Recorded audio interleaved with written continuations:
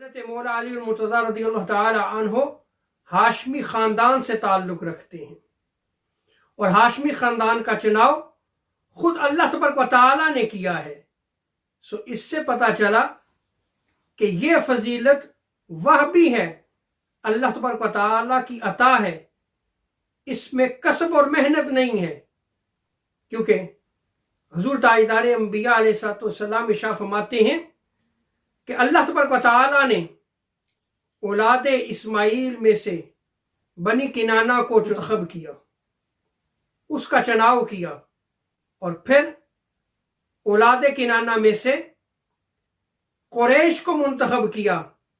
اور آگے آقا علیہ السلام ارشاد فرماتے ہیں وَاصْطَفَىٰ مِن قُرَيْشٍ بَنِي ہاشم، اور پھر قریش میں سے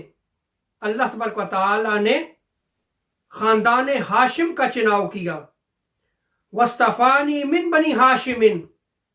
اور پھر حضور ارشاد فرماتے ہیں کہ بنو ہاشم میں سے پھر اللہ تبارک و تعالی نے مجھے منتخب کیا۔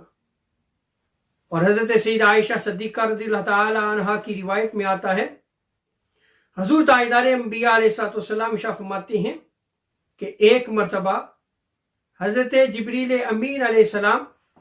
حضور علیہ السلام کی بارگاہ عالیہ مقدسہ میں حاضر ہوئے اور آ کے عرض کی، یا رسول اللہ صلی اللہ علیہ وسلم، میں نے مشرق اور مغرب اور زمین کے چپے چپے کو چھان مارا ہے، لیکن یا رسول اللہ صلی اللہ علیہ وسلم فلم اجد رجلا افضل من محمد صلی اللہ علیہ وسلم،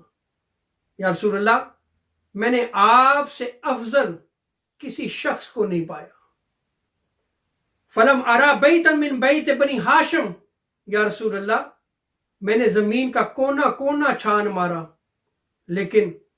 بنو ہاشم سے افضل کسی گھرانے کو نہیں پایا۔ ان دونوں روایات میں غور کریں آپ، اور اللہ تبارک و تعالی نے حضور تاجدار انبیاء صلی اللہ علیہ وسلم کی نسبت سے پوری مخلوق میں سے اس خاندان کا چناؤ کیا، اس خاندان کو منتخب فرمایا، اس خاندان کو چن لیا۔ حضرت مولا علی المرتضیٰ بھی اسی خاندان سے تعلق رکھتے ہیں، اور اسی طرح حضرت مولا علی المرتضیٰ رضی اللہ تعالی عنہ کی طرف دیکھا جائے تو آپ نجیب الطرفین ہاشمی ہیں، یعنی آپ اپنے والد کی طرف سے بھی ہاشمی ہیں اور اپنی والدہ کی طرف سے بھی ہاشمی ہیں۔